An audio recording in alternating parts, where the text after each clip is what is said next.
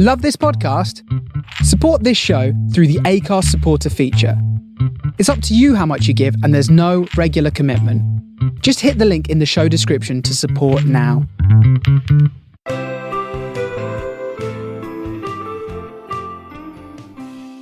Hello and welcome back to Just Another Football Podcast. Back again, joined by my fellow co-hosts, George and Fergal, and we will be joined by Ali later on. We're going to do a little substitution, a little half-time substitution. George will be getting switched out, much like Mason Mount today, and it did wonders, so hopefully the quality of the podcast will improve. But nice to be joined by you. Sorry, George, I realised I'm early dig in there. Yeah, just getting the early dig in. We can't be letting Ali think he's the Kante of the Ali's podcast. the Kante of the podcast. His head, that. Listen, I'm not saying anything, but as soon as Mount went off, Chelsea won 3-0. So, you know, George, don't take it to heart, son. But anyway, as I just mentioned, Chelsea won 3-0. You boys are in pretty good spirits about that, I'm assuming. Yeah, go on, figure. I know, delighted. It seems like it's becoming inevitable with these London derbies this season. I tell you what, there hasn't been a game yet which I haven't been confident with. Yeah, and it's like it's a good feeling to be in. Do you know what? That's interesting, right? Because I was gonna lead on to it, but I'll sort of ask you now on the back of it. Mm-hmm. Like going into a game like this, you've got such a good record in the big games since Tuchel came in. Is it one of those where you fully expect to win, or is it, you take a draw because Tottenham aren't amazing, but it's a London derby. Their fans are back in the ground. Like, what's your sort of like psychology going into these games? This game was I would have been disappointed with anything but a win, and I just don't think Spurs are up too much, as my preview suggested. So I put them 12th. I think they'll do a bit better than that now. But yeah, I was quite happy to I'm happy with the win, but like the performance for Chelsea at the moment they're a wee bit, they're not fully together, and it's a sign of a good team when you're not performing. Yeah. That's a old cliche, but it's also you can't rely on that for too long either. You have to have that's good whenever you only have to rely on that for like 5 games over the course of a whole season. Yeah. But if you're grinding out wins, not that we are already necessarily grinding them out, but we've got Villa was a wee bit lucky, and then first half today wasn't impressive. Yeah, it's that. Sorry, George, to cut you off. It is that sort of cliche, isn't it? Like, it's a sign of a good team when you're winning, when you're not playing well. But as you said, you sort of don't want to rely on that for too long, and you've not necessarily been getting lucky, as you say. But I would sort of like err on the side of it being ominous for the other sides, because you've played 3 teams away from home. You've got 7 points. Arguably could have been 9 without the red card at Liverpool as well. Yeah. There aren't many teams that are going to better that return this season, and the way I actually look at it is I think you've probably been more impressive in the difficult games than you have potentially in the 2 games, particularly the Villa one. I think Villa was probably your worst performance of the season so far. So it's looking good for Chelsea, isn't it, George? Yeah, definitely. And I think I kind of take the same stance as Fergal on this one. Like, if we had lost this game, I'd be incredibly disappointed. Like, I wouldn't have been happy with the draw. In fact, dropping any points against Spurs at this stage of the season.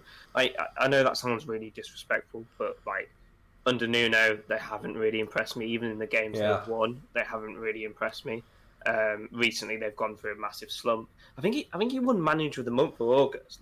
They won 3 out of 3, didn't they? They had tough games and they won, but they didn't win convincingly. 3-1. I get why he won it, but it's a Spurs side that doesn't really make me. There's no fear there, especially like if you came up against a Man City or a Liverpool, or even a Man United, especially Man United. Actually, I'd be a little bit more concerned and happy with a point. You might be incredibly insulted by this, Harry. And I get this, but I think if London anyone is was blue. to, no. I think if That's not anyone, it might be outrageous to say this, but I think if anyone was to ever go invincible again, it could very well be a Thomas Tuchel. Oh, don't do that. Chelsea side. No, but and the reason I say that is because we just don't look like we're ever going to concede, or like. Yeah. And if you don't concede, you can't lose. And it's as simple as that. And now that we've got Lukaku up front, we always look like we can get a goal as well.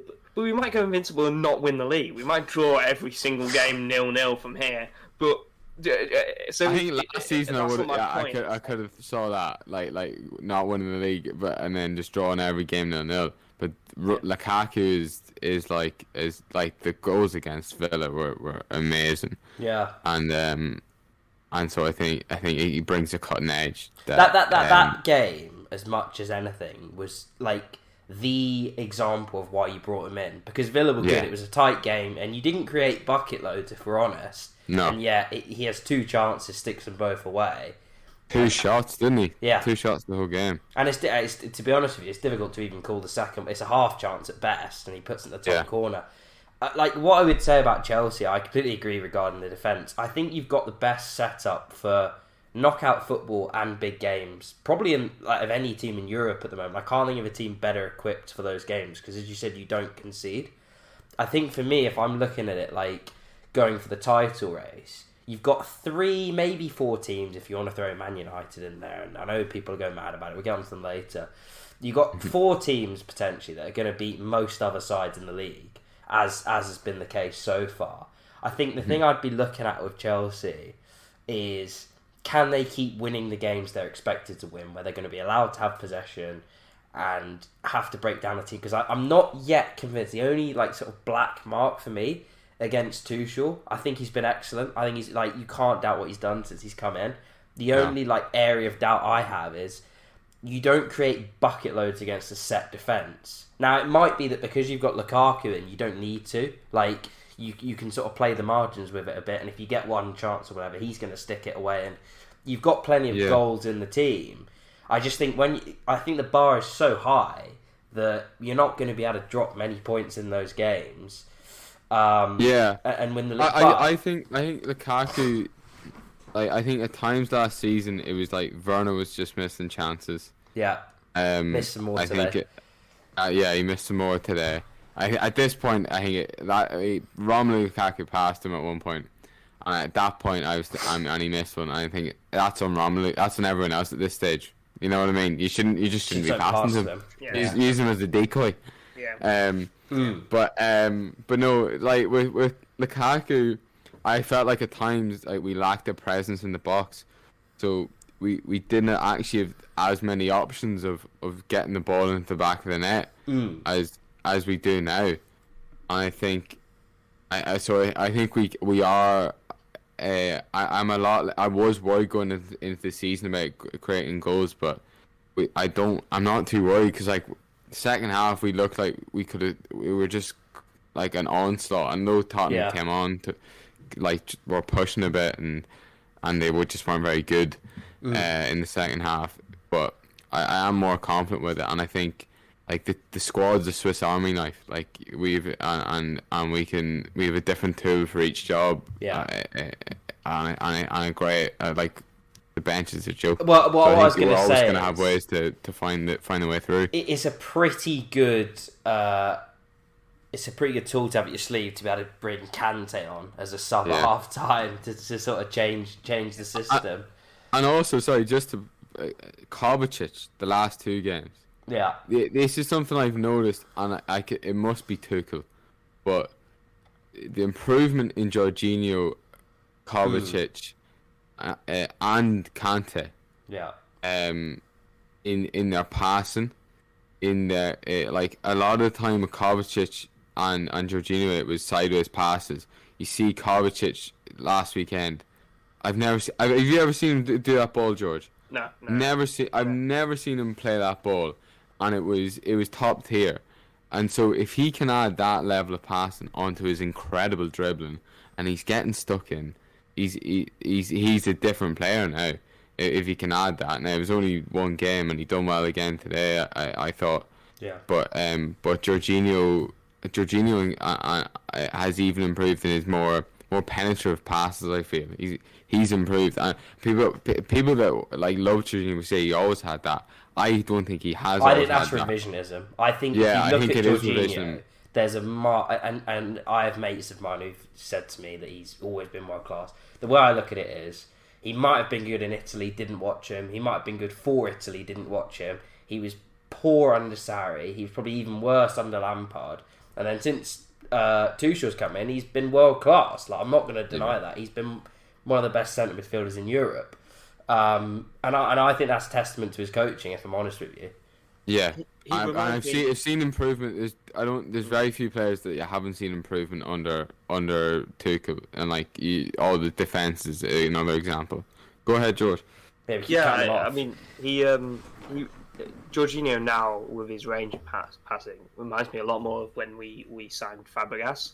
We brought in Fabregas and his link up with Diego Costa. In fact, I think he scored a great goal against Arsenal. Fabregas put in I think it was like 40. Yeah, I tipped it over. No, you didn't have to go there. You really didn't have to go there.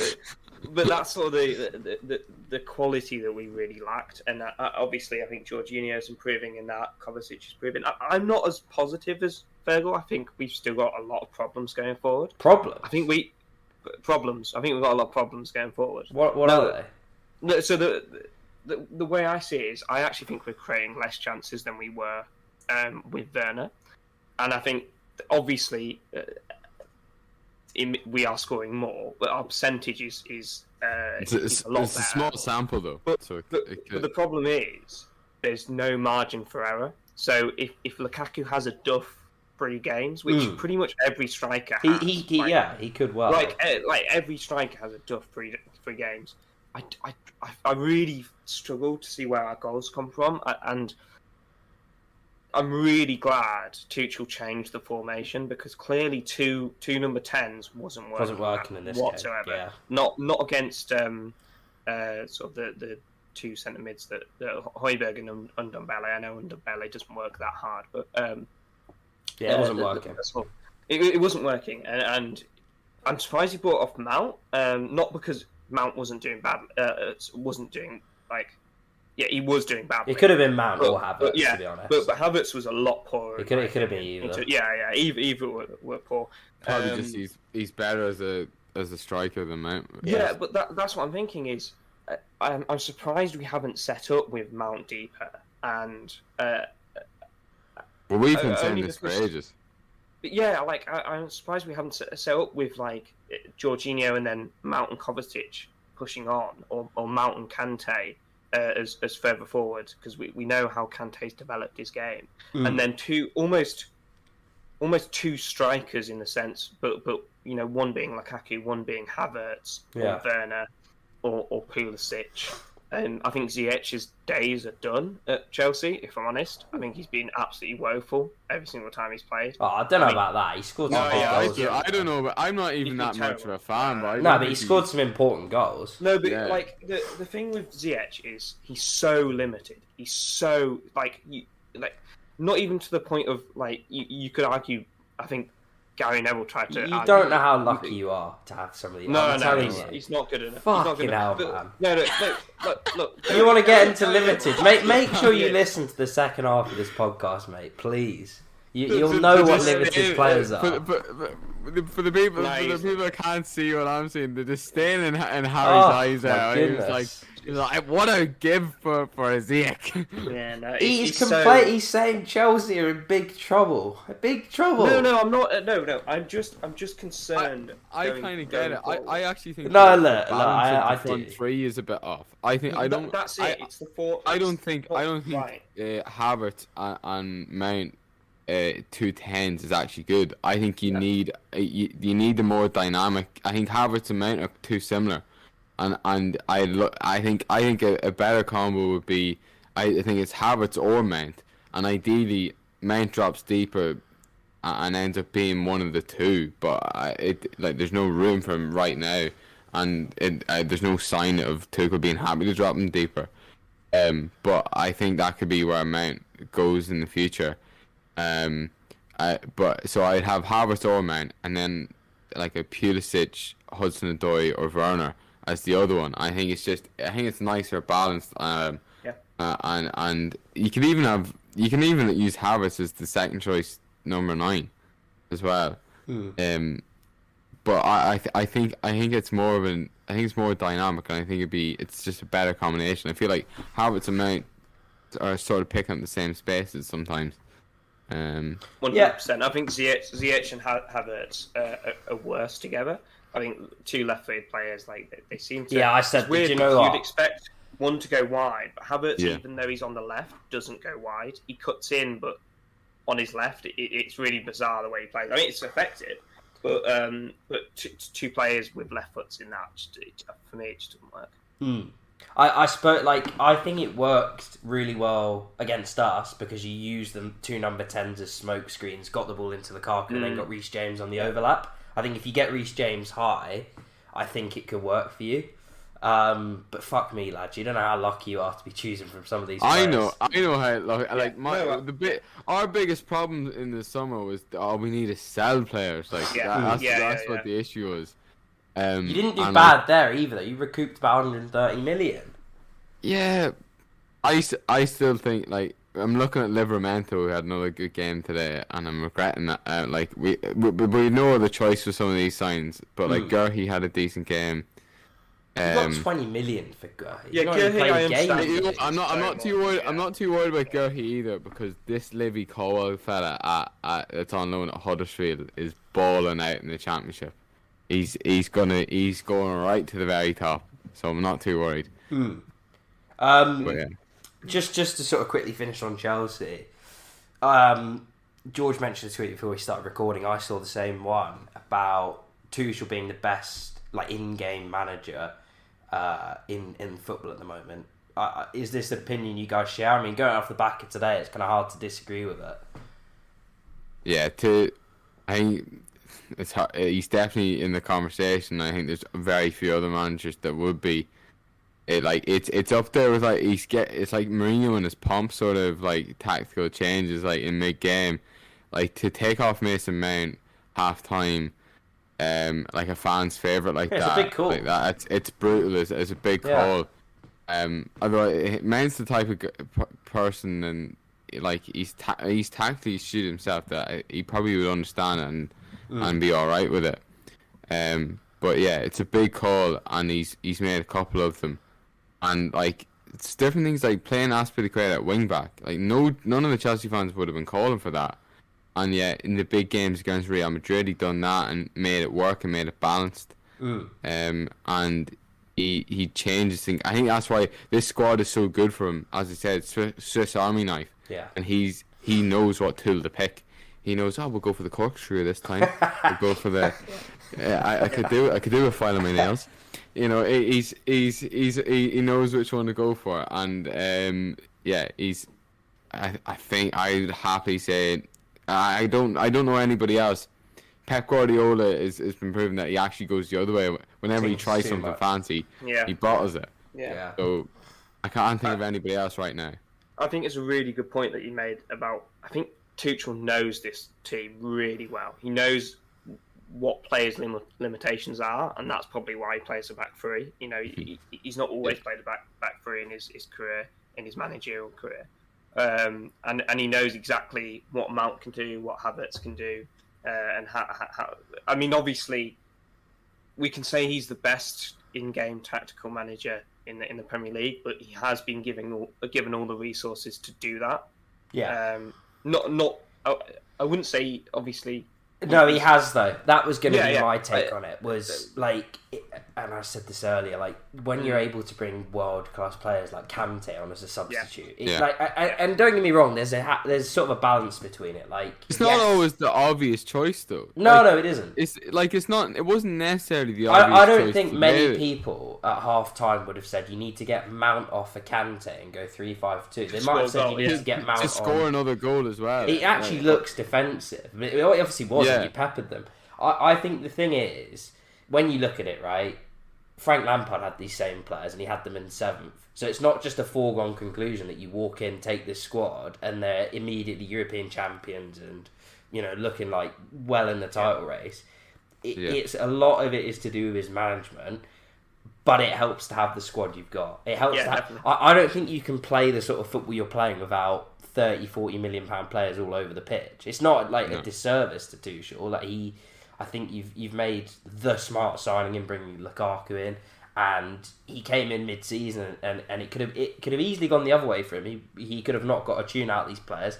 I remember saying on this very podcast that it all seemed to end in disaster. It all seemed destined to end in disaster with him. He comes in mid-season. He's sort of got a bit of a bad track record, falling out with players, falling out with management. Think it will. It may well do, but it's not bad if he wins your Champions League and Premier League. I can still see it going pear-shaped. Yeah, well, Chelsea's record it probably will. If he's won the Champions doesn't matter, League, does Premier it? League, Yeah. Within what, like 18 months maximum. Yeah, he's done his job. He goes down as one of the most successful Chelsea managers as well. He already is actually with winning the Champions League. But you're right. I mean, he's been given the resources to do exactly what he needs to do. And if Chelsea is there another name to compete with Tuchel? That's my other point. Is I think he is the best. It's clear that he's the best. I think he's the best manager in the Premier League currently. It's hard to argue. I mean, Pep. I wouldn't have said that when he came in either. But right now, Ole Gunnar Solskjaer, I don't know. For some reason, I still don't think he's up for it, and I'm sure you guys will get into the nitty gritty of that later on in the pod. But I mean, compare this league to 15 years ago. We've got Ole Gunnar Solskjaer managing Man United. We've got Arteta managing Arsenal. We've got Nuno Espirito Santo managing Spurs. 15 years ago, we had Jose Mourinho. We had a much more astute Rafa Benitez. We had Wenger. We had Alex Ferguson. I think the opposite, George. To the point you're making. Managers. I think overall, I think you go down. I think the weaker teams are way more well managed and well drilled. Like you have Graham Potters and you have Sean Dyche and like I look at it and I also think it's well more resourced now. It's actually a good point. I think the worst teams are better. Like I'll talk a bit about Burnley later on, but say Burnley, right? The closest parallel that's been drawn to them is Stoke, and I promise you, Burnley are a much better team than fucking Stoke were. I watched them. What game did I watch? I watched Burnley game recently. I was like, man, they were really good. Against Liverpool. They dominated them for spells. They were really good. They were really good against Leeds. Yeah, Burnley are a great team. Burnley are just fantastic. I don't know how we beat them. They're such a good team. I mean, seriously, no. Yeah. But I would say I don't agree with Gary Neville's point the other night, where it's like we've got the 4 best teams in Europe. I think we've got 3 of the best teams in Europe. Yeah. Fuck it, you cannot put. How can you put Man United in there? They didn't even get the group. Losing his young boys. Young boys.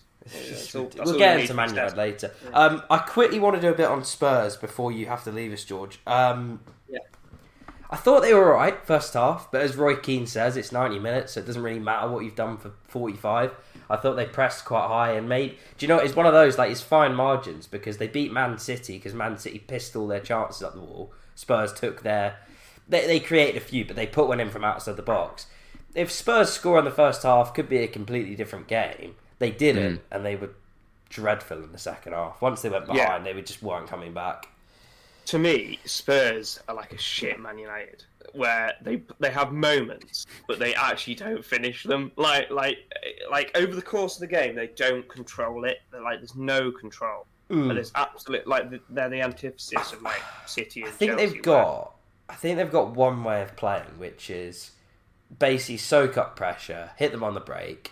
And they're quite good at defending leads. Really direct passes through Kane into Son. Yeah, but Kane, I mean, it just baffled me. Kane was awful to that. I thought his body language was atrocious.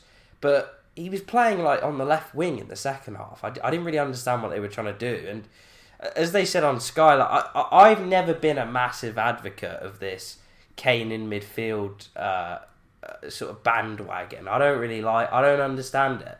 He's probably the best finisher in the Premier League. Yes, he wants to be a playmaker, but when you're in your own half and you're penned in, Chelsea had Tottenham penned in that second half, and they couldn't get out. and you're playing in midfield and you look up and Kane stood next to you, you don't want him next to you. You want him up with the centre-backs, taking the ball into his feet, sticking his arse out, winning fouls like he does, holding it up.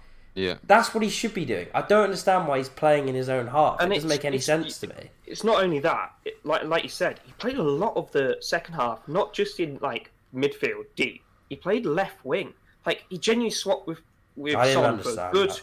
I mean, it Like looked tactical. it was insane. I don't get it. But it's insane. It's insane because, like, Why target man? Maybe. It doesn't make any sense. Yes, you can play Kane a little bit deeper. I don't like it, but it does allow Son to go further beyond him. But playing him on the left didn't allow Son to have that space in behind. He didn't get the ball. He didn't get a touch. And Cuts his passing range as well. Yeah, it almost looked like they'd ran themselves out of the game after 30 minutes, which, I mean, I really hope not, because they're professional athletes and they probably should be able to run a full 90. But I suppose it's more of a mentality thing where, like, if you pick out Bielsa, and actually I missed out Bielsa on manager, so actually I think my point is probably wrong.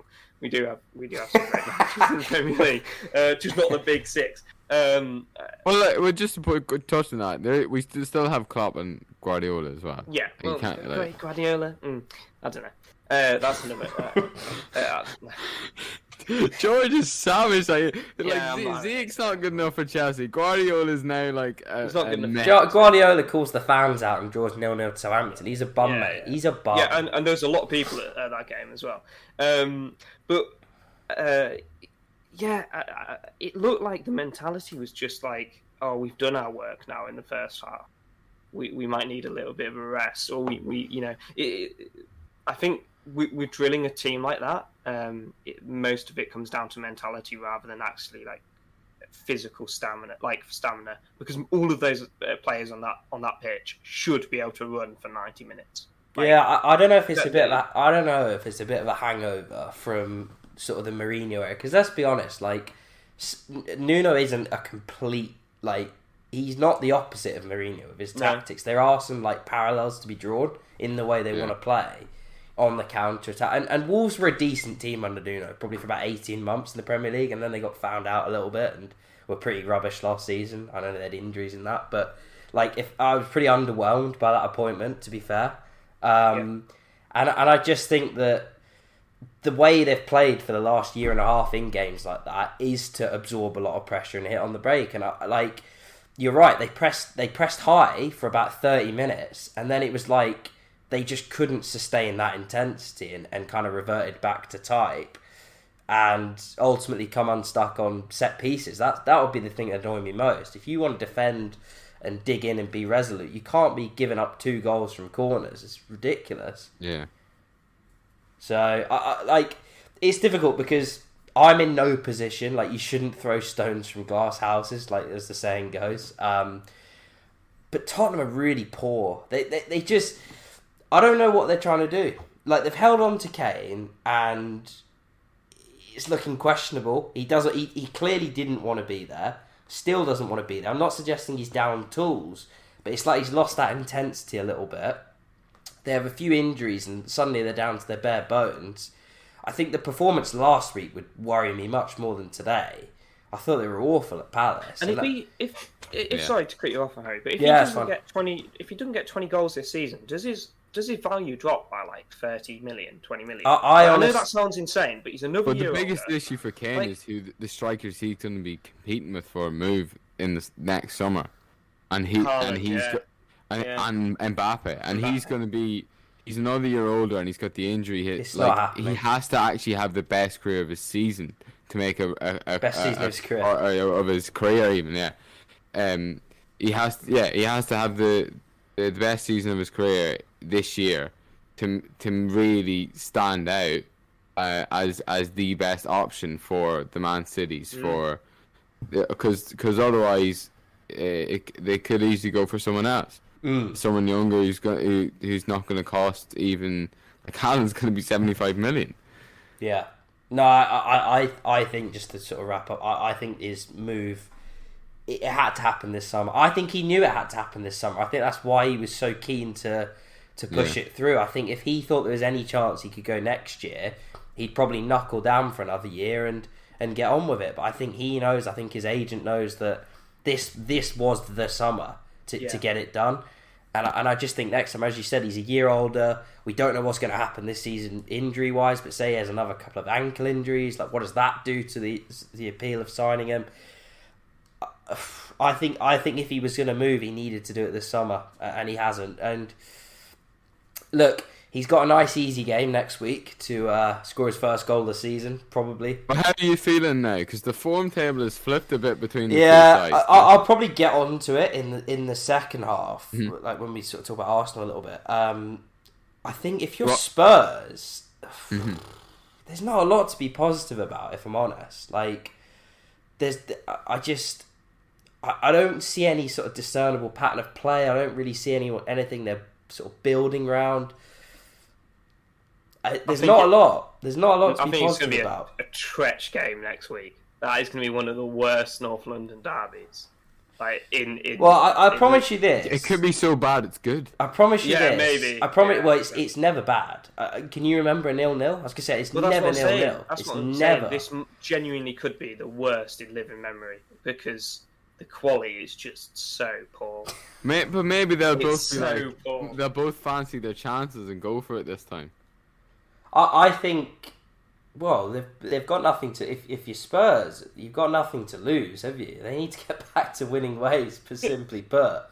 Who goes into it more confident? Who goes into it like? Because Spurs have been the better team over recent couple of years, and they have the best player out of the two sides, two best players, Son and Kane, really. I think that's the only thing. That would be the only thing that sort of like worries me, that they've got genuine match winners. And for all we're sort of building around, and there are green shoots, and I'll sort of talk about it in a bit. We haven't yet got like genuine stone cold killers that you hang your hat on in these games. So I don't know. They're never boring. I'll tell you that. It'll be a good game. We'll see. I mean, if any game is to relight the Harry Kane fire, it probably That's is. what I said. He'll open his account for the season from the penalty spot. George, I know you got to shoot off. Pleasure to have you, mate. No, pleasure to be on. And we'll be joined by Ali after this. Stay tuned.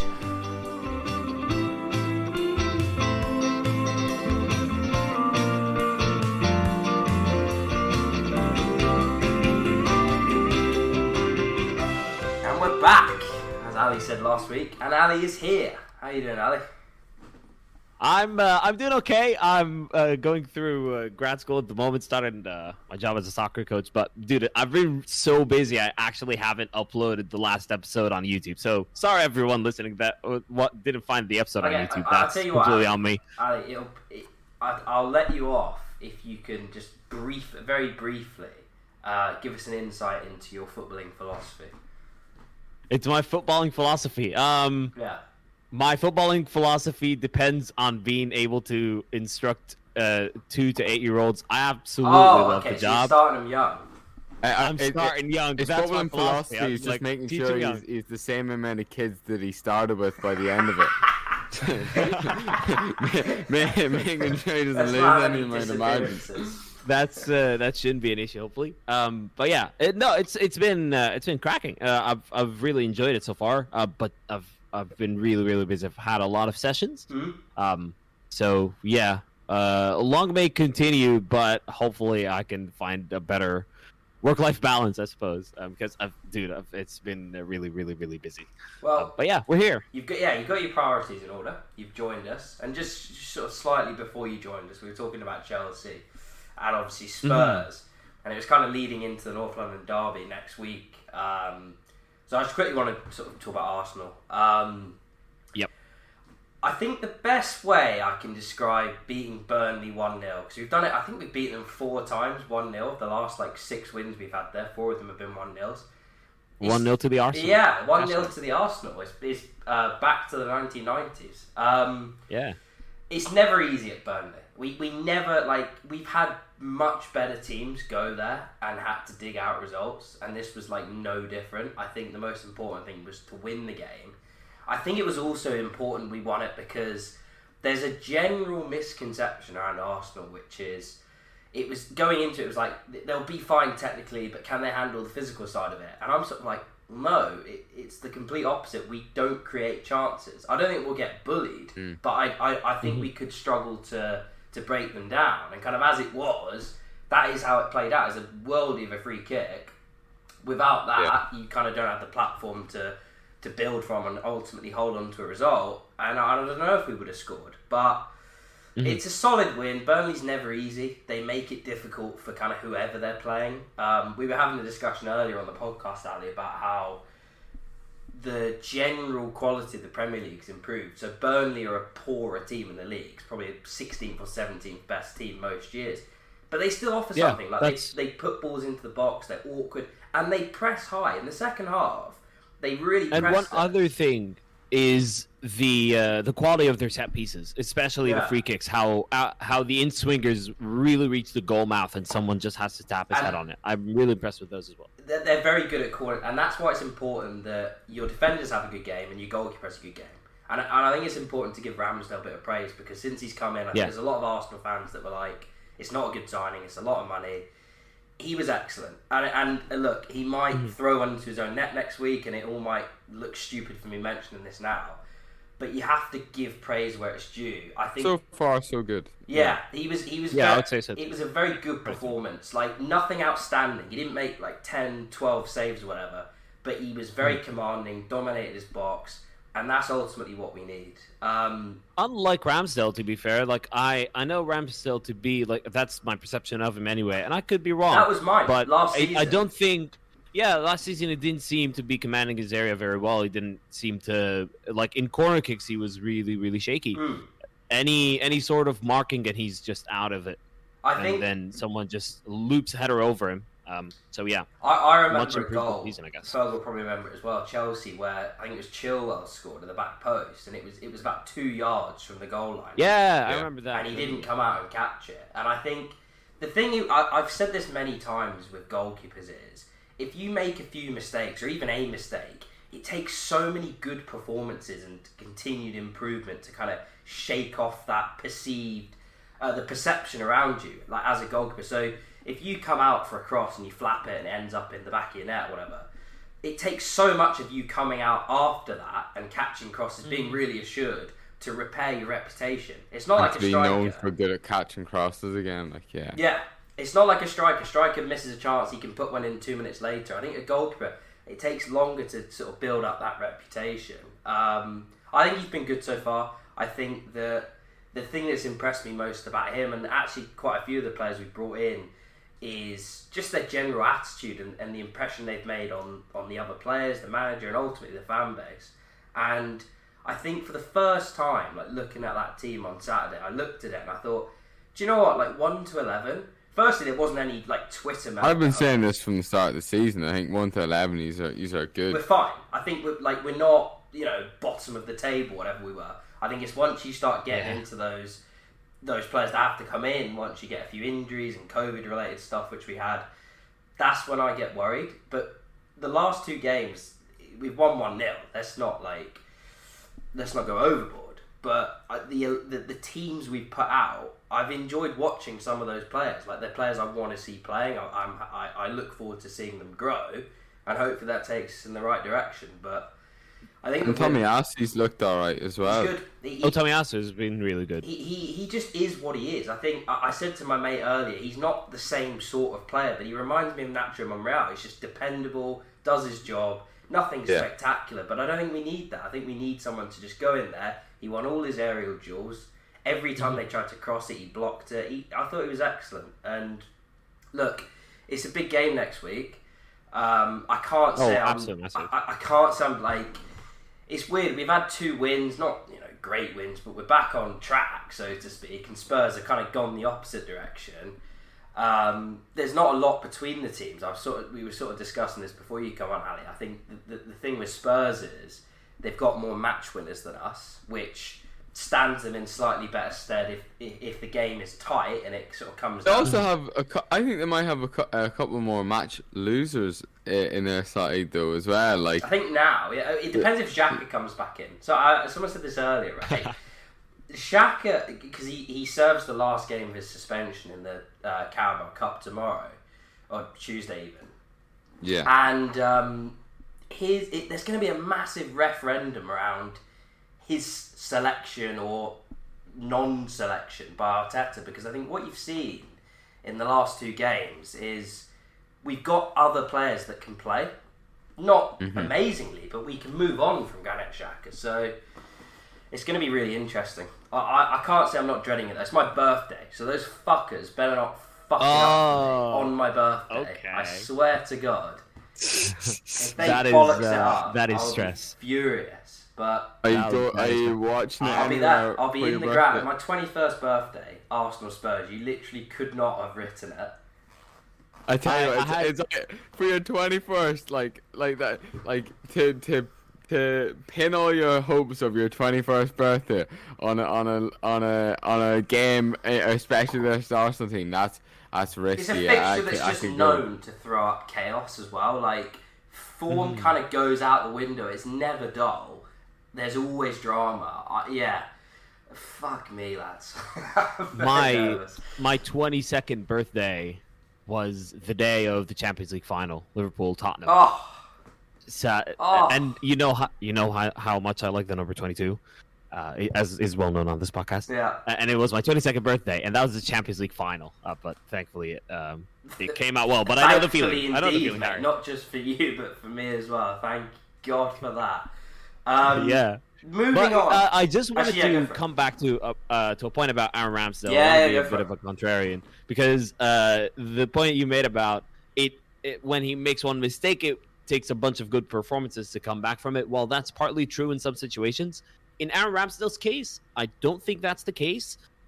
I think Aaron Ramsdale built a reputation of being weak in the air.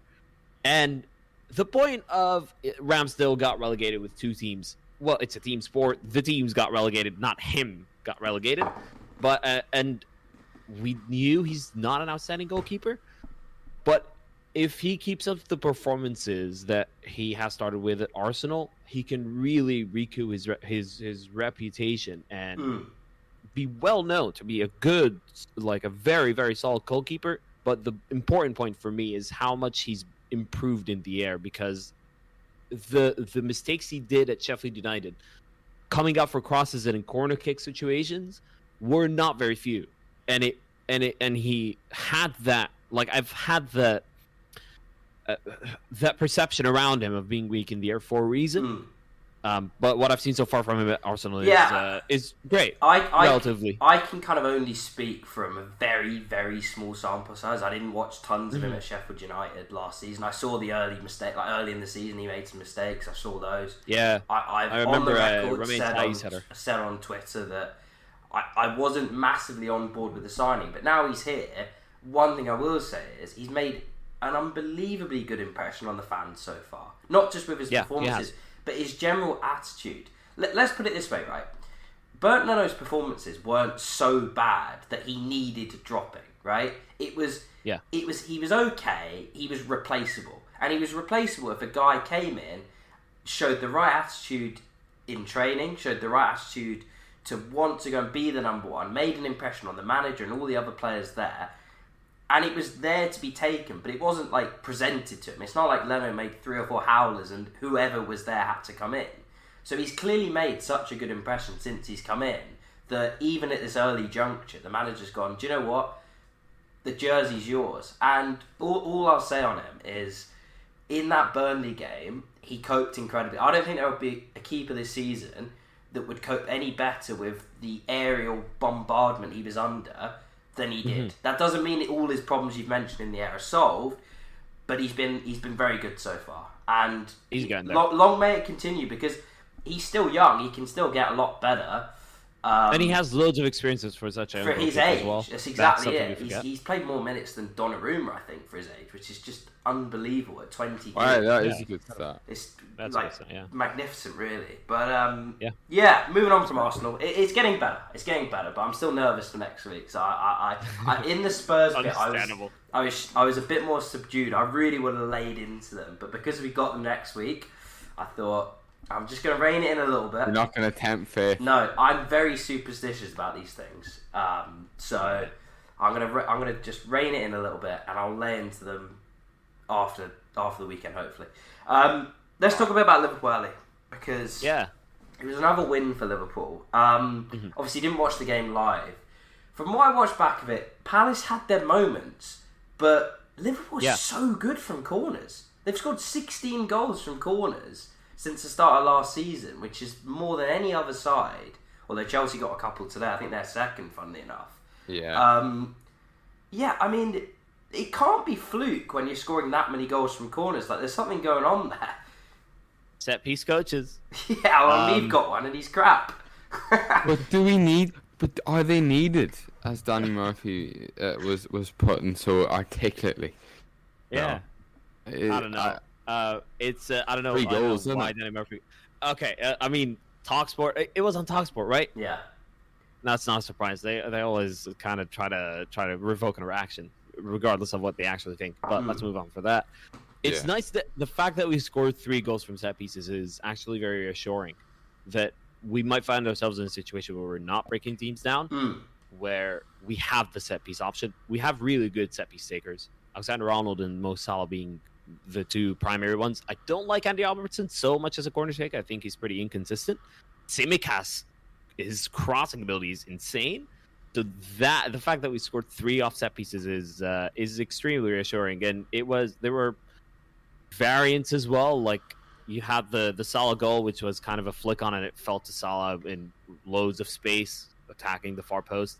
And then you've had the one punched out, but then you had someone attack it. Naby Keita. What a goal! Where did that come from? That was a screamer. On the set pieces, that I think, like of the 3, the one that looked like, as you said, the one that looked the most well worked to him is the first one where Salah makes the run to the near post, he flicks it on and it's pushed out. That's one where I think he's trying to score from there, and if he's not scoring, like you get the rebounds, which is what they did. Yeah, the other, and Tsimikas' cross was very deliberate to that specific put it in spot. the area. Yeah, absolutely. I think the second one, as you said, is sort of a result of having tall players in the box and it being a good cross, and it falls to Salah. But it's not fluke. Like if you put the ball into a good area, as they did, where it demands that it's a good header away from the opposition. This is where I get the hump, because I watch Arsenal take all these silly set piece routines where you go and crowd the goalkeeper or play like 4 passes short, and I just can't stand them.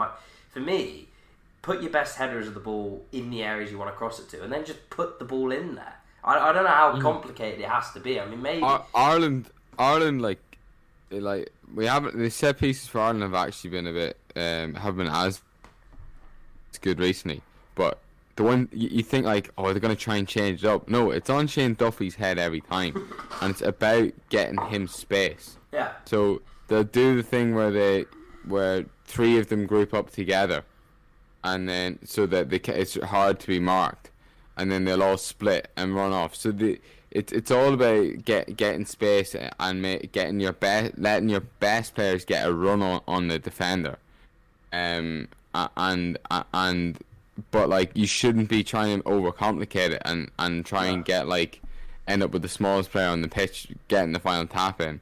You want to, the simplest thing to do is trying to get your best out of the ball on the ball in a good position. If you have your bingo cards out, Fergal's managed to sneak Ireland into the conversation again. You can tick that box off. You know what? I thought he'd be there are so many. Go on. I thought he'd be keeping a low profile of Ireland and their recent trials and tribulations, but yeah, I'm glad we didn't do an international birthday. Sorry, Ali, cut you off. But it's fine. There are loads of situations where you, like Ted Knudsen was in an interview with James Alcott a few years ago, and he's talking about how little that was a few years ago. It's changed now, but it's like he was talking about how little teams were reliant on set pieces and how little they trained them, and it's like you're denying yourself free goals, just like freebies, for goals from situations you wouldn't anticipate, right? And yeah, I'm pleased to see that change. That teams are kind of using whatever is in their disposal to score goals. And I mentioned Burnley set piece routines before. That's not a fluke either. But yeah, it's good seeing teams doing that. I will say though, in that game, going back to Crystal Palace, Hudson Edward was in, Zaha was in one time, and they were both like, they were one-on-one. I was gonna ask a little bit concerning. Yeah, the high line, because you got it wrong a couple of times, as you like sort of alluded to. Like in the first half, they hit the post, I think, or Alisson pushed it onto the post. Yeah. Because you've sort of been quite outspoken about how you don't like the high line, and it's.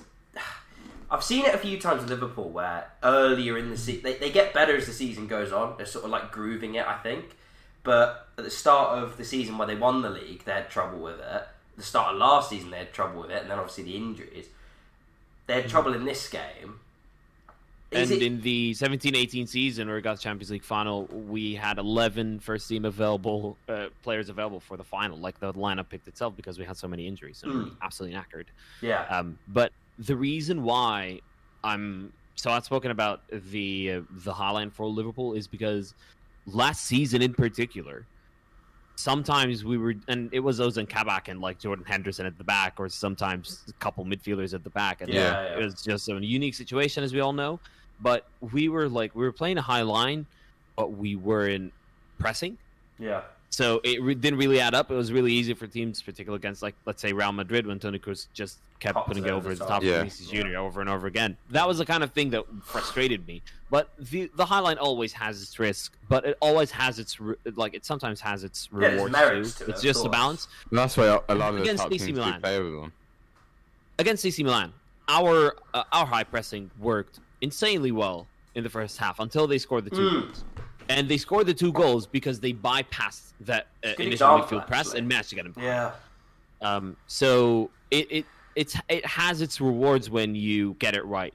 But like Konate was making his debut, it's a little bit of chemistry still needed there, I think. But I like what I'm seeing so far from him. I think he could do better with some moments in terms of concentration. But yeah, he's young. I mean, it's a 3-0 win at the end of the day. But I would look at those. I would look at those highlights again. I would analyze what went wrong at the back, because I feel like once we have that initial high press bypassed, it's trouble sometimes, and we kind of need to find a way to fix it now. Yeah, I mean, there's kind of a chink in every armory with different. We were talking about Chelsea earlier, and how they struggle to break down teams. Maybe for Liverpool, it's sort of the opposite. They could be vulnerable. I think the AC Milan example is a good one, because you absolutely dominated for 40 odd minutes because of the high press, because of how you pinned them in. They just couldn't get out. But then I was watching the game with my brother on a call, and I was like, "It's darkness for AC Milan. They literally can't see the light." Yeah, they and then they scored two goals out of nothing, and it's like that is the high press, like at its best, and then at its worst, like simultaneously. And obviously, you come back and win the game in the end, but like it comes with risk. It comes with associated risk, as you said. I think it's especially risky with the fullbacks Liverpool have as well. It's not like one of them is more defensive than the other. They're both at really high press, and it's then up to the defensive mid to step into the three, or step into the two to make it a three when they're attacking. And I think like in the AC Milan game, you saw like it was down on the wings, the link up initially, and it's a brave, and it's probably something for me. I think it needs to be addressed quite quickly. I think if you have aspirations to win the league, it needs to be sorted out really quickly. And I think you also need to pick your favorite two centre backs really quickly as well. So I think that's just crucial to Premier League win team. Yeah, what's your best pairing? Van Dijk, Matip. Yeah, I agree. 100%. I think Matip's really underrated, actually. I think he's because he doesn't play enough, because he's so injured all the time. That's the frustrating bit. I think but when he's at it, he's so good. That run to when you won the Champions League final, I think he was your best player. Like, even better than Van Dijk. I thought he was absolutely superb in some of those games. Wow, that's a big. I think he was. If you go back and watch it, he was excellent. Some of his passing and dribbling is I love when he comes out with the ball It's because weird, nobody right? Like, expects yeah, it. like, every it's- time. Awkward though as well, isn't he? The way he moves, like, but It works. looks ungainly. I think that's part of it as well. Like why he's potentially underrated is sort of it looks a bit. He's not a Rolls Royce, but No, he it- does like the with same Van job as a Dijk. Rolls Royce. With Van Dijk next to it, it's all elegant and it just looks easy. With Matip, it's a bit more like He's got arms long and arms, legs doesn't he? flailing all over the. But Yeah, but I love the it. bottom line is, I think he's a very good defender, and I think if you can keep him fit, I agree with you. I think that's your best pairing. Just to sort of like wrap up on Liverpool, like Fergal just mentioned it there, like with the title race, that's the aspiration for the season, Ali. Like, where do you see them kind of at the moment with it? It's been a good start to the season. What concerns, if any, do you harbour about it sort of going forwards? The Reds have got no money, but will still win the league. No. Well, yes, I think we might win the league. Is the squad a At bit the start light? of the squad is a bit light. Thiago's got an injury. I don't know how long it is. I've not seen the news. I've been at work all day. But if there's anything, Better off with him. But what I'm saying is, like, we've had already 2 injuries in midfield. Our midfield options are getting light, like really It's fast. the midfield this Elliot, season. It was or the was it defence like last Hughes season. It was the defence last season. He's a massive miss. He's a massive miss, Elliot. The- Because that triangle was looking dangerous between Trent, Salah, and Yeah, man, Elliot. so That was looking like you were onto something that was going to cause problems for lots of teams, and Yeah. get the best out of Trent in an even more exciting way. And I think it's hard to replicate that. Have you got another left-footed, right-sided centre mid? Because Nobody. I feel like you need someone that's really comfortable with their left foot to make that work. Do you even have any other you know defensive players? who we could have done it with? Yeah, I was Shaqiri. going to say, Shaqiri. Yeah. And Shaqiri's had a really good start at Lyon, and it's making me go like, we held could on have to done him. with him in midfield, you know? Yeah. Say what? Well, you could have held on to him if you're not going to replace him. Yeah, I mean, and we sold it for pretty cheap as well. I think even less than we bought it for, which is that's like the thing 12 million sometimes pounds. with selling players. Like, if it's like rock bottom price, are you not just better off having the player? Like, whatever. Well, you- maybe he just didn't want to be here. Yeah, Maybe well, it was to be fair that's the that he difficulty, was isn't going to it? have a good start. But I'm optimistic. Like, if we can limit our injuries a little bit, that would be cool. Yeah. But I'm optimistic. I like what I'm seeing. A few bits and bobs to solve at the back, but every team has a weakness, you know. But we're really clinical, and that's something I really like. Set pieces, even the winning goal against AC Milan was similar to Naby Keita's, where there's someone at the edge of the Right. box, and everything with set pieces looks so Mhm. deliberate, Well, and that will really help us this season. But yeah, good signs. yeah, I think so. I think of the 4 teams I've seen so far this season, I think Chelsea and Liverpool have definitely been the best. I think Yeah. it's sort of in different ways. But yeah, I And think Man City has been the worst. Let's talk about Man City. Guardiola, we'll get into the performance against Southampton in a minute, because I know you were sort of quite outspoken about it, Ali. Guardiola's comments, what was he thinking? I mean, what do you possibly stand to gain from making comments? I'm weighing it up, right, and he might even have a point. Now, I don't know how many fans, it was at 38,000 Yeah. they had there for Champions League game. I mean, it's pretty poor, don't get me wrong, it's not great, there's probably reasons for it. But I can say that as an Arsenal fan. I have no connection to that club. Who gives a shit what I think? He's the manager. He can't come out and say something like that. It makes them Surely. such a banter. It's such a banter Oh, point for there's- rivals to come There's at that them. side And of it. But even like inside the club, no one's going to react well to it. They're not going to turn around and go, do you know what? Yeah, we were shit the other night. We're right behind you. Like, they're going to push back on it as they did. Like, it isn't his job to turn around and go, do you know what? We need to get more fans in the ground. That's not for him to say.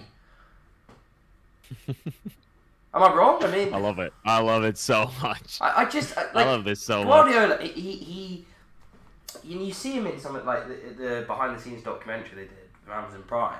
I think because of his Yeah. status in the game, he's able to manage in a very particular way. The way he manages players. So because of his reputation, he's able to be quite ruthless, I think. And Yeah. the thing is, it's one thing doing that with players, but you can't do that with fans. You can't speak to fans like that. They're not gonna. They don't care who you are when you're making comments like that. Like, I think he might have had a point. I think he did have a point. I think it's just shooting yourself in the foot. Yeah. I think there's too much risk. There's too much risk to making a comment like that. Even if you are right, it's like you're gonna piss off some of the fans. The fans are gonna be pissed off because every other fan, like the amount of Man City ticket jokes going through Twitter. Like that's what the guy said. If you're a Man City fan, you're like, I have to put up with this name for 2 weeks. It's already bad. It's already a joke, and now you've just added, oil to the fire, and it's like, That's the first thing. Good choice of words there. Oil to the fire. That's the first thing the representative of the supporters said on Sky Sports the other day. It said, like, I know we're sort of branded as, plastic or whatever. And he has just kind of... He's brought up something that it's quite sensitive amongst Man City fans. We all know it. And look, it's impossible to know whether that kind of it probably didn't, but whether that overflowed into what was a really poor... I mean, that is as poor performance from Man City at home as I can remember in a long, long time. I thought they were dreadful. And they could have had a penalty against them and a red card as well, which was overturned. What do you think on that? I think it's really tricky. It's really tricky. I actually, until now, I don't know what. Okay. I think definitely not a red card. He tries to play the ball. You can't say that he just bundles him over. He's trying to get his foot across and get to the ball. Whether it's a foul, I think once it's given, was it a bad enough decision from the referee? Because this is the way VAR is supposed to work. Was it if clear it's an obvious glaring error, you don't give it. Exactly. So if it hadn't been given in the first place, I'd be fine with that not being a penalty. Because it was given, I think the problem was they were looking, is it a red card? And I think once they thought it's not a red card, I think it was easy to go, do you know what? It's a bit soft. Yellow. It's probably not. I think it should have been yellow and penalty. But I think they just overturned the penalty as well. And I don't know why. Yeah. Because I think it's clumsy from Walker. It was certainly clumsy from Walker.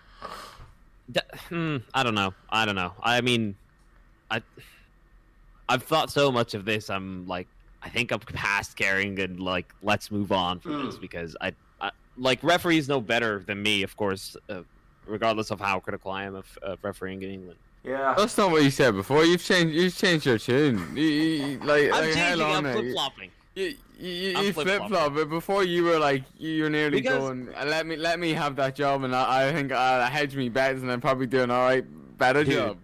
I would never be a referee. By the way, let's put that on record. But in this specific instance, I really don't know what to think because he tries to win the ball. It's certainly clumsy. I think he does get his foot on the ball, right? So he does, but he sort of steps across him before. It's one of those where it's like, has he impeded him before he gets the ball? And I think... Yeah, exactly.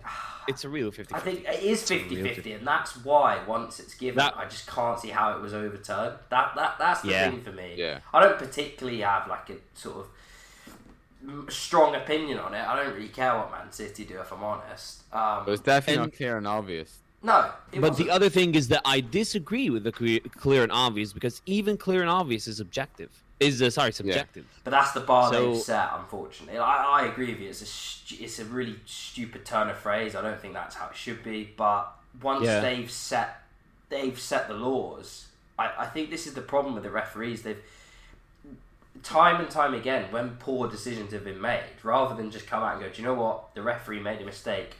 They've changed rules in particular ways and sort of tinker with them, the handballs and the offsides, and I think that it just makes it quite hard to follow with the VAR. And trust me, as an Arsenal fan, I'm glad there was VAR at the weekend because we had a terrible penalty given against us. So I'm in favour of it for stuff like that. But I think when you get these, that wasn't an error. Man City, though, it's really hard for me to sort of like make head nor tail of them because they're one of those teams, when they go on a run, like, they can very easily just put 20 wins together and, like, Everybody, they're at the same point this season as they were last season. Like, they're doing okay, but, the competition's better, isn't it? They don't look like winning the title yet. And, but yeah, they've got it in them. The only difference is, like, are they missing the focal point up top? Do they need one? I don't think they'd be worse having one at least as an option. Yeah. I think they are missing the focal point. And now Jesus wants to be a winger. I think Guardiola wants Jesus to be a winger, which No, I don't apparently understand. Jesus also wants to be a winger because it'll help him get into the Brazil team. I think that's what it was. Oh, interesting. I didn't know So that. I think he's quite happy to now play as a winger. Although he started in the World Cup ahead of Firmino, pretty much every game as a striker. That's interesting. But I think 16 shots, 7 of them blocked, one on target, and 8 in the off 90th target. minute as well. It tells you a story, tells you a little bit of how the game went, and having that focal point will do a lot of things. You can cross it in and have someone like actually tall enough to win a header and physical enough to win a header, which they just don't have up front. But you can also use them as kind of a tool for transition from defense to attack. You can have someone dropping deep and linking up play. They don't have anyone that's playing back against the goal, which is really helpful against physical defenders or like physically superior defenders. And while they have the quality to pierce right through them, obviously, they sometimes lack that option when they need it, and they could really do with one. I think. I mean, like someone like Lukaku would have been perfect. I think going strikerless, when it works, looks really clever because you have all these guys rotating through the striker position, and the defenders don't know who to pick up. It looks impossible to try and deal with. It can with. look unbelievably intelligent. But then at the same time, you sort of saw it in the first game against Spurs, right? So for the first 15 minutes, they pissed all over Spurs, but like had them right where they wanted them, didn't score, and then they sort of ran out of. I think with Man City, they seem to sort of go like really heavy in the first half an hour. If they don't score in the first half an hour, they seem to run out of ideas a little bit, and I definitely think that is exaggerated by the fact they don't have a striker, they don't have a focal point. And it makes it, I think, harder to chase games or influence games when, as Ali said, you don't have someone to wrap the ball into, cross the ball into. It makes it harder, I think, to build attacks. It's going to be a really good game. A little bit sometimes. I think the whole like strikerless system, I think its peak is a system with a striker. I think because the idea is that it's total football and you have players changing and everything. Yeah. So I think it can like that there. Obviously, if you had every player swapping position and still covering each other, then there's how do you stop that? But the issue is it's so hard to reach that. It's so hard to have this free flowing, mesmerizing football that you end up looking like you don't know what you're doing because it is such a complicated thing to seamlessly do, and that's why it's if you're not on it, it actually doesn't work whatsoever. So I have to be on it, and it works really, really well. Yeah. And if you're not on it, you need to put in a striker. You need to go a bit more basic. Otherwise, you have players running into each other and taking each other's space, and then no one ends up in the box sometimes on the other end of things. Yeah, I think it's a massive game next week for Man City. More so for Man City, I think. They need to win. I think Chelsea will probably, they'll want to win. Chelsea had a good recent record against Man City, but Man City are playing catch-up, and Chelsea have played harder fixtures than them thus far. So really, I think Man City need to go there and win. And if they win, then they're right back in it. But I just think at the moment, for me, of the 4 teams, Man United are 4th and Man City are 3rd at the moment. And they could easily change it. They're very good at stringing a load of wins together, as I said. Fernandinho needs to do another big team talk and get everybody together. Yeah. And sing Kumbaya. Alright. Just on the topic of the title race, just to quickly talk about Man United. I thought it was a vintage Man United performance today. Pretty poor for the most part. I mean, they were probably the marginally better side. Vintage Man United performance. But shocking. Not shocking. Late lucky not shocking. Pretty poor. in their overall play. They were probably slightly better today. They've set a pretty low bar for me this season. I don't think they've been very good. But they have very good players that do pretty good things. I mean, the first goal they score is brilliant ball in from Fernandes. Ronaldo, obviously, we know what he does in and around the penalty box. 4 goals in 3 games. Speaks for itself. Cristiano Ronaldo. And then Lingard. I mean, Lingard seems reborn, and it's a great goal he scores. Reborn from midweek. Like he stepped up after having a shocker, which Lingard has become more likable, and in some ways it's like good to see him. Because it's good to see a player like that. And it's a shame that he didn't move to West Ham. But it's good that he's actually getting opportunities, and that that incident midweek didn't cost him his place or role coming off the bench. And then when he gets the chance today, he takes it. I find it strange that Lingard seemed to shoulder more of the blame than Wan-Bissaka for what happened midweek. Because if you actually look at it, I know he cost them a 2-1 loss instead of a 1-1 draw. But the overall... It wasn't only those 2 players either. It was a poor performance all right, around. Well, and it goes to the manager as well. Like, his tactics were dreadful. Once they went down to 10 men, they just... Substituting Cristiano Ronaldo off at 1-1 is insane. It was just, it's just bad. Just ridiculous. Weird. But I think with Man United at the moment, they've got a very decent team, bar the sort of centre midfield, I think is a bit of a weak spot. But they've got some very good players, some match winners in their team. I'm not quite there with their overall performances. I don't think they've had a single 90-minute display this season where you could go, they were brilliant. And I think you could look at the other teams and go, they're not quite at that level for me anyway. I think they're the 4th best team in the league. They might be a good 4th best team, but I can't put them in the same conversation as the likes of Chelsea, Liverpool, Man City at the moment. I just don't see it.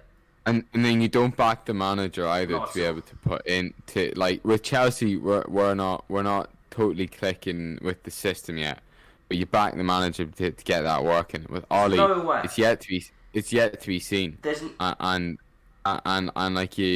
like there's no proof previously that he'd get a system going on top of the individual quality. It does seem like he'll always be reliant on the individual moments. If you look at it today, right, Chelsea at halftime, Tuchel makes a big tactical change and they go on and win the game as a result. I can't remember Solskjaer doing that. I know people say, he threw Lingard onto there and Lingard scored. That's not the same thing. When has he ever changed it mid-game and had a positive influence? If someone can find me an example, then I'm happy to... it probably has happened, but... The Matic sub was a decent one, though. I mean... That's not... I always think, what's a good tactical change? But it's not one that's obvious and then has an impact. I think if a fan can pick out the sub to change the game, it's not that. No, I agree with that. We said that early, didn't we? About no one would have brought Mount about bringing on Kante. It's not the obvious move to get another goal. What I would say is, if you actually look at it though, he brings Matic on in the 80-odd minute, and then Lingard scores an individual goal. I know Matic is a good pass through, but it is a good pass. But that's the thing, though. You wouldn't necessarily think we need a goal. Bring on Matic, but you bring on Matic. He gets a good assist. I take it back. Solskjaer's a genius. I don't know what. I'm after undoing my own point as well. Yeah, you are. I think my point is more about the. I don't think he could. I don't think Solskjaer is going to create a free flowing system. I don't think he has a system. What is there style of play? I think he's good. I actually do think he's good at the one-offs, and he's all right at I don't think he's awful with in-game tactical changes. I think he's very hit or miss though. But I think there are games where he does do stuff. He's good. The players want to. Whenever he needs a win, he seems to pluck it out, and it usually is a tactical change. That's what I was going to say. The players want to play with him. Every time his job has been on the line, they've won. They've produced a performance. The players, you see them celebrating a full time with him. He's got good squad harmony there. I'll give him that. He gets the vibes absolutely spot on. And then and if you want to give him credit for this, he gives the expressive players rope to basically go, do you know what? Go and do what you want.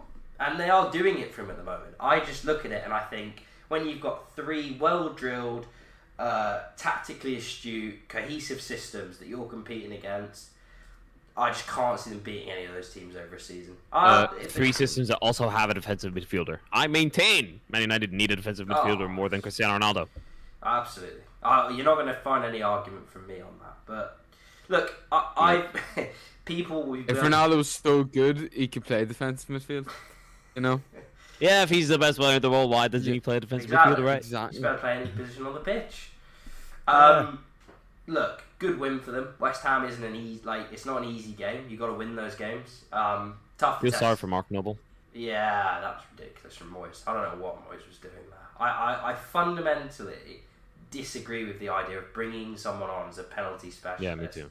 Because I just think there's always pressure taking a penalty. If you bring someone on just to take a penalty, it only heightens that pressure. I'm not saying for that being his only touch, and he was literally in his bib and tracksuit before. That could be his last touch in a West Ham shirt. You just don't know. Look what he's done to it. He literally hadn't kicked the ball. Like, if I was coming on, I'd be like, give me the ball, let me do a couple of toe taps just before, while you're waiting to go. I'd be trying to get a feel for it. He would never have been one of the substitutes under normal circumstances, unless there was an injury crisis. He wasn't coming on. I also find it so strange, because, you have players on the pitch that are, can strike a ball. It's like, who's in your I don't know how you go in your head. Who's better at taking penalties? Well, one of the lads that are on the ball and have had a good game and I can strike a ball well, or Mark Noble, who granted he's a great penalty taker, but he's cold. But he's cold. Hasn't had a touch. Yeah. I don't know. Surely you'll be like, oh no. The problem is they showed the graphic of their record from penalties after the game. Their record's terrible. They've only missed 4 of the last 5. So I think there's kind of there's an element of, and Moyes denied this after the game, but let's be real, there's an element of trying something different, because all the guys on the pitch had missed their last penalty they'd taken. So wow, I just think it was one of those where he hadn't tried Mark Noble. He trusts him clearly. He's got a good penalty record, as we've said. He thought that was the best option, but in fairness, Moyes after the game, he was like, "It's one of those decisions didn't happen." Yeah, it happens. It wasn't a good decision. Yeah, and so yeah. Yeah, I didn't like it at the Euros. I think people will learn their lesson from this now. I don't think you'll see as much of it. I'll be honest. No. Yeah. The only time I think it works is with a keeper. It's different with a keeper. It is actually different with a keeper, I think, because the expectation for a penalty is you're supposed to score. Whereas with a keeper, obviously you want to save them, but I don't think there's that kind of mental baggage with it that there is with taking one. No. But anyway, let's move on. There were some other games this weekend. Norwich. Norwich got relegated this weekend. Unbelievable. I'll tell you what, Norwich reminded me of, and I only watched the highlights to be fair of this one, but the third goal, if you recall the third goal, and how I think it was Grant Halley just popped the ball up, and then Ismail Assar found himself just threw on goal out of absolutely nothing. It reminded me of Bochum's defending against Bayern Munich when they lost 7-0. Mate, this that's weekend. The defending on the second goal, where it was the defending the second goal, bog standard run to the front post. There was 3 Norwich defenders in there, and he just runs across all of them. That you wouldn't see that defending for the Dog and Duck pub team. I mean, it was absolutely awful. No wonder Liverpool didn't sign Ozan and Kabak. I mean, good God, it was. He did. It was just terrible. I think the thing with Norwich is they just can't defend. They've got some decent attacking players. They pop it round. Fair play to them, but they can't defend. They are. It was so exciting too in the win. They got Brandon Williams. They had Billy Gilmore come in. Ozan Kabak was at Liverpool. It was okay-ish. They need to start Obama. He was. To bring it. It's been my second time I'm going to bring up Ireland. He done really well. Really impressive. He was bringing the ball out of defence. I think it might be suited back 3 more, so maybe they should switch to a back 3, because he's done well. He done really well. He properly impressed. Done really well against Portugal, and then when he started the second game of the international, we were all really excited, and he nearly got the winner as well in the second game. So I go for I back up Obama over Kabak, and then with Billy Gilmore, I want him out of there as soon as possible. it is not good for him. I said at the start of the season really it wasn't a isn't. good move for him. Are you now seeing Yeah. the light? It's Well- proven to be true. It can't be good being surrounded by that. I almost think, is it even better him going down the championship and just being at the Big top? fish in a small pond. I disagree. Yeah. I don't think he could have foreseen how bad Norwich are given the signings they made. Pierre Limolo is a solid player. For example, Billy Gilmore and Billy Gilmore went there probably thinking, "Oh, I'm gonna be a starting midfielder in the Premier League, playing my preferred role in a team that's actually looking promising." But that was far from that. You know the thing with Norwich is like they're just content, aren't they? They know what they are as a club. They're gonna come up. They'll probably go back down. They'll be run sustainably. They'll always compete in the championship, and I think they're fine with that. And it's not like it doesn't offend me per se, but it's quite boring. Like they come up every year and they're always straight back down, pretty much. I think that it is kind of unsustainable though. At some point, because I think if you're imagine you're never if you're a talented player, you're never going to commit yourself to long term But they to don't. a club They like sell that. them on. This is what they do. So they pick up these players young. They shine in what is like not a great team, but there's a few players that kind of stand out. So like your Ben Godfrey's, or no one's gone in for Max Aaron, but he's a or really Aaron. big move.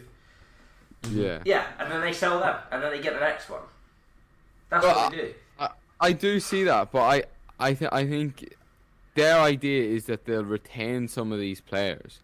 I think after a couple of seasons of this yo-yo, I can imagine that there'll be an exodus after the next time they get relegated, but they're better players. Like they try and retain a couple of them so that they're always good for going back from promotion and they don't have to have a total rebuild. Yeah. Like Max Aaron's could have gone moved the time before, and maybe Timo Pukki, but they're able to keep a hold of them. Todd Cantwell as well.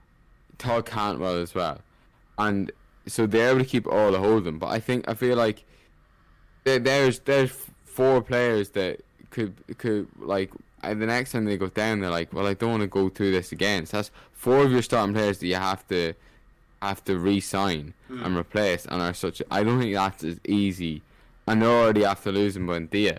So I think there's only so much it like grand sustainable.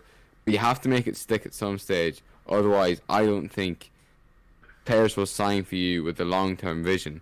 That Norwich are trying to have a long-term vision, but I don't think this is for a player. I think you'd be looking to move on really quickly, even quicker than Norwich probably would like. Yeah, it's difficult to have a long-term vision at the bottom of the table, I think, because it's easy for Arsenal to have one. If we balls it up, we'll be in mid-table. If they balls it up, they're in the Championship again, and could have further ramifications once they go back down. So, yeah, I look. One final thing on this, shout out Cycling GK. Yeah, what a making this out guy. of the Premier League. What a guy. His interview on Match of the Day was just, I love him. I absolutely Was love it? him. Okay, I need to watch that. Yeah, it was I haven't just watched pure it. goal. I love the guy. I can't say anything bad about him. Yeah. And he rates tough. Aaron Ramsdale, so he clearly knows his stuff. Yep. Just to quickly go over some of the other games at the weekend. Anyone concerned by Leicester? I think they've had quite a poor start to the season, and a lot of people. The fact that they're leveling points with Arsenal says This is the thing. It's kind of well documented how much we've struggled, and we did get a couple of thumpings, but we're level on points with Leicester now, and we've played harder fixtures than them, arguably. So, what's going on there? I mean, it is still 5 games into the season. It's fair enough to put the caveat on every single team in the Premier League that they've only played 5 games, and you can't really take a good enough, prediction or forecast of how the season's going to go, as we just did right now with Norwich. But you kind of have to wait and see. Yeah. But they did have a tricky fixture. I actually watched a bit of that game, the Napoli Leicester. Napoli should have won that as well. Really, if we're being honest. They had a tricky Looking game off, midweek as well, and then I think Brighton. Brighton look good. I think Brighton are looking really good. Me tipping them for relegation is the best thing they could have hoped for, because it's done them absolute wonders. Look at them; they're in the top 4. well, there you go. That's what happens when you convert your chances, Harry. Yeah. That's what happens when you convert your chances. To be fair, it's easy to convert your chances when they're from the penalty spot. I don't know how that was a penalty to them. I'm now thinking are Leeds and Brighton going to swap enough. places? That's my thinking early on in the season, because I had them both actually doing pretty well. I think I had Leeds higher, but I'm now thinking maybe there's a flip in that, and Leeds will eventually take up the role of underperforming or whatever. Who do you think of those? Who has a better squad? Brighton. So do I. I think Brighton has a better squad. Leeds. I don't think No. Leeds do, mate. Squad. No. I think Brighton have got Definitely. some quietly very good players. I If think people would go into the Leeds starting 11. I think Wow. Leeds have the best player in Rafinha, and Bamford actually would suit Brighton. Because he fits nicely in the shirt and the but I actually think squad. You look at I'm never impressed with Leeds squad or Leeds' bench whenever they bring on it, but I think I do rate their starting 11. But and maybe Calvin Phillips or Rafinha are probably the two best players of the two teams, probably. Yeah. Basuma though. But yeah, I think overall they've actually more coming off the bench, but it's because they've been more established in the Premier League that they've been able to acquire a decent squad players after a while. Sold well as well. I mean, selling Ben White for 50 million helps, and then you can sort of There you go. that. Yeah. I mean, on Leeds as well. I'll tell you what, that Newcastle Leeds game, the first half of that game was like Unreal. It was like under 12s. It was fantastic. It was just end to end, chaotic. Flying in all over the place. It was honestly my favourite half of football, I think, this season. It was fantastic. You didn't see it, I didn't see that. Oh. I didn't see that. Missed out. It was good. I did think your reaction there was a bit underwhelming. No, it was really, and Sam Maximin was on fire. He's when is he gonna get moved? Yeah, I think if he gets 10 goals and assists this season, I think he'll get. I think that's always been the thing. Like end product. He should get many more goals than he does, and he just doesn't. If he adds that to his game, I think he's out of there. He's got the branding down to a T. All the big clubs are going, oh, we'd love a bit of that Twitter account. We love a bit of that headband. The Gucci man. We want the Mr. Gucci. He's been linked with Arsenal before. I do really think Arsenal would be like the perfect fit brand wise. Like, it's just got that kind of. Stick him up front. We need Stick him up front. Yeah. You wanted to talk about Aston Villa, Ali? Aston Villa. Yeah, you just what a few minutes. They lifted the roof off. They look really decent. And Everton, after a really impressive tactical win against Burnley, where they did this shift to a 4-3-3 and then straight away they score like 2 goals. They got just played off the park in 10 minutes. I think you saw with Everton, they got a few injuries, and then the team, it's like, I know Damari Gray started, but you got Damari Gray and Rondon up front, and Townsend and Iwobi. It's all just a bit average. A little bit Newcastle. It's a bit average though, isn't it? Like Rafa's a decent manager, but yeah, he is. Their fans talking about pushing for top 6. They're not top 6 players. Those guys. They're not good enough. There's a reason that we want. I think some of the performance might have merited that optimism, but when you do look at the squad, ultimately it is not a top 6 squad. So yeah, and again with Everton, it's 3-0. It was 3. They scored some good goals. It was quick fire, wasn't it? Yeah. A bit like Everton's quick fire nature against Burnley on Monday night. But yeah, man, I've liked Damar Gray to start. I do like the signing of Salomon Rondon as an idea. Yeah, he's a solid backup. He's a backup. Yeah, look, and they're unlucky to have both their first choice strikers injured. I'm not. If you take 2 strikers out of any team, then the guy that's coming in is probably not going to be at the level. Absolutely. But I don't know with Everton. I feel like I said this in the last podcast, they always start well, and then the fixtures get a bit more difficult, and they just slowly slide down the table, and they're in 8th by the end of the season at best. I do like the shape of Aston Villa, though, that 5-3-2. Yeah, they've done it in the last couple of games, and it looks quite good. It has a really good balance about it because Chelsea as well. Yeah, they were, and it has a really nice balance about it because in midfield you have Jacob Ramsey, by the way. What a start to his senior career. Yeah, he was good against Chelsea, I thought, actually. Mm-hmm. He was. Yesterday. it gives three midfielders this kind of center mid, box to box, more attacking, and then the forward line of forward pairing of Ings and Watkins has a really good dynamic about it as well, to just different styles of play. But yeah, the shape is good. The shape looks stable at the moment. Let's see where it takes them. No, they look good. Last game, and I'm only bringing this up because I made an early shout for Wolves to get relegated, and while they've probably played better in some of the games than perhaps the results have dictated, they weren't great against Brentford. I thought Brentford were worth their win, if we're honest. They took them apart in that first half, and they were. Brentford looked good. Tony was very good. Yeah, Wolves. Tony's like, he was quiet the first couple of games, wasn't he? And then he's slowly coming into it and showing his quality. A really good all round. Quite well rounded. I was going to say, like, he's Yeah. sort of like against us, he played as sort of more of a physical target man. But then in that game yesterday, he was all round, like, playmaking, holding the ball, running defenders.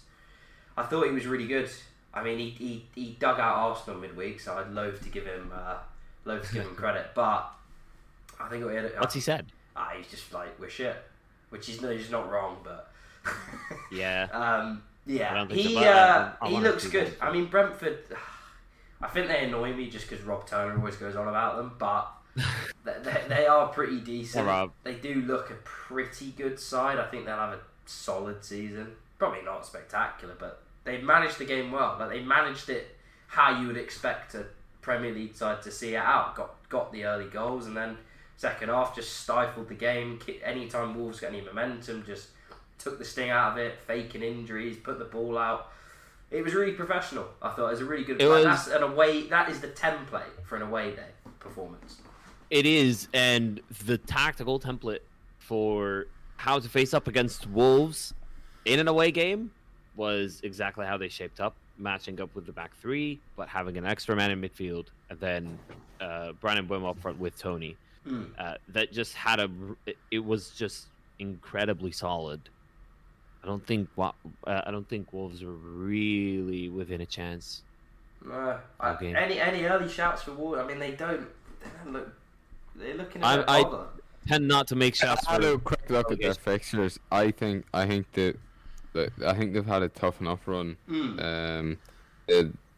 They had Leicester on the opening day. They've been a bit unlucky as well, if you actually look at it. Like, they didn't deserve to lose to Spurs, didn't deserve to lose to Man United, probably didn't deserve to lose to Leicester either. So it was like they lost 3 out of 3. They're beating Wolves. They're beating Wolves 2-0. They beat Watford, didn't they?